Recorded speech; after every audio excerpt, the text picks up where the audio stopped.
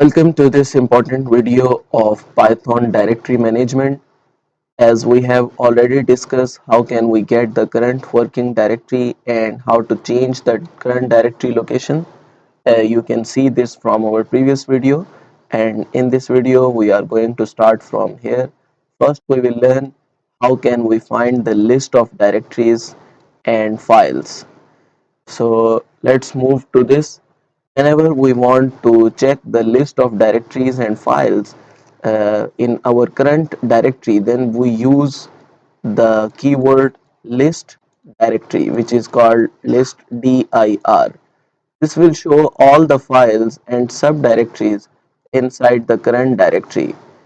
So this method takes in a path and returns subdirectories and files in that path. However, if no path is specified, then it returns the list of subdirectories and files from the current working directory. So here you can see, first of all, we will need to import the module, because if we do not import the module, then we cannot perform this function, since the directory management is managed by this module. So we will import this module. And next, simple, a very short command, that is print os list dir command is used to find uh, or display the list of all the directories. Okay, let me do this at my software, which is PyCharm, that is an integrated environment of our Python software. So however, you can use any software. So in this way I will use here a keyword which is called list dir. What I have done, in the first line you can see we have imported a module. In the second line you can see I am writing the comments. We want to check or store the list values in variable a. So here in next step we can display the values of a. So I'm going to run this project. As soon as I run this project, then you can see here that we have made a spelling mistake, list dir.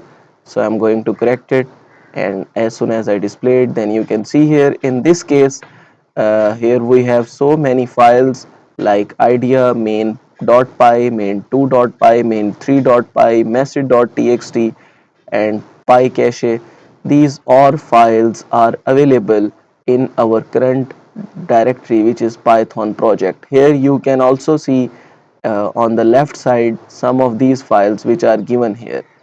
Here the top folder is given on the left side, Python project, and you can see here are the sub files or folders available here. So in this way we can check the list of all the directories from a simple method.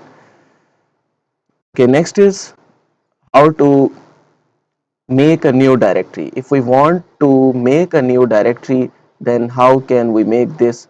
So to make a new directory, we use a keyword called mkdir, which stands for make directory. So this keyword is used to make a new directory in Python. So this method will takes in a path of new directory. However, if no path is specified, then the new directory is created in the current working directory. So we can also set the path of new directory in the brackets. If we do not uh, specify this path, then it will create a new directory in the current path. So this is the method.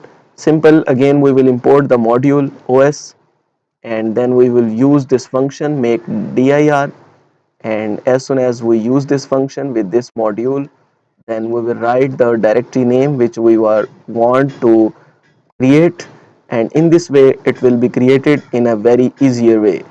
So I am going to implement this at my code, and here you will see that I will use a keyword in which I will make the new directory. So I have written make dir, and I can write here test directory. So I'm going to run this code, and as soon as I run this code, then you can see here on the left side here, this test directory has been created. However, I'm going to create another directory as well, test directory 2. So I'm going to run this code, and you can see here beneath the test directory there is another directory which is called test directory 2. In this way I can create here test directory 3. I'm going to run this code again. As soon as I run this code again, then you can see here the test directory 3 has been created. So in this way we can create too many directories in a very easier way. Thank you. That was all for now, and please leave your valuable feedback and stay with us for next video.